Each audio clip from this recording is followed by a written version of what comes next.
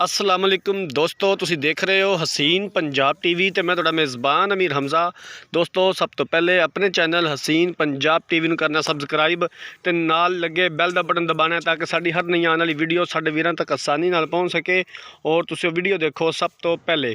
अज जनाब अपने वीरां भरावां वास्ते एक दूजन मझ की वीडियो लैके हाज़र होए हैं। माशाल्लाह मझ कैमरे की नज़र है, वीरां दे सामने है, बेड़े जिहड़ी मझ है और उतना ही माशाल्लाह खूबसूरत हवाना है। पूरा मुठदा थाने और गिठ गिठ विरले, खुडा पुट्ठा बड़ा कमाल, हड्डी बड़ी कमाल है माशाल्लाह। जानवर कैमरे की नज़र है, वीरां दे सामने आ, हवाना बड़ा कमाल है माशाल्लाह। बल्ला मत्था है, चिट्टियां अखां ने, प्योर नीली दी है। दूसरा सूबा इस मझ ने सूना है। बाकी हर एक चीज़ कैमरामैन साहब दिखावनगे, उस तो बाद पूरी डिटेल लवांगे। दूसरा सूबा मझ ने सूना है, सून दे विच 4 तो 5 दिन लैंदी है। आरफ वाले की लोकेशन हैगी है, आरफ वाले तो 5 तो 6 किलोमीटर के फासले ते ये मझ खलोती है। प्योर नीली दी है। हवाना मेरे वीरां दे सामने आ, थन मेरे वीरां दे सामने, मुकम्मल जानवर मेरे वीरां दे सामने है।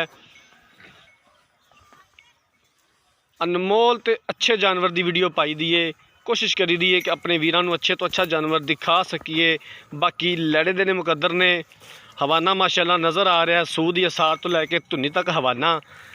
बाकी हर एक चीज़ कैमरे की नज़र है, वीरां दे सामने आ। दूसरा सूबा मझ ने सूना है। पिछले सूबे मालकां दे बकोल 13 तो 14 लीटर दुध करती रही है। 2,85,000 रुपये की डिमांड है। दीद प्यार हो जाएगा और असीं इंशाअल्लाह ताला करवावांगे जिथों तक हो सकिया। नीली बाहर जानवर अपने वीरां भरावां नूं दिखाई देने, नीली का शौक पूरा करवाई दा। कोशिश करी दी है कि अच्छे तो अच्छा जानवर दिखा सकीए।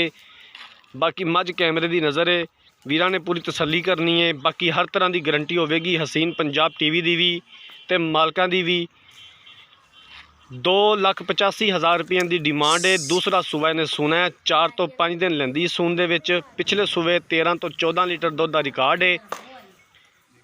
राबता नंबर 0312 612 2054, 0312 612 2054। इस नंबर पर व्हाट्सअप बनी है। अगर साड़ी अज वाली वीडियो पसंद आए, वीडियो को लाइक तो शेयर ज़रूर करना है। जिंदगी रही तो मिलांगे एक नई वीडियो के नाल। अपने मेज़बान अमीर हमज़ा ने दो इजाज़त। अल्लाह हाफिज़।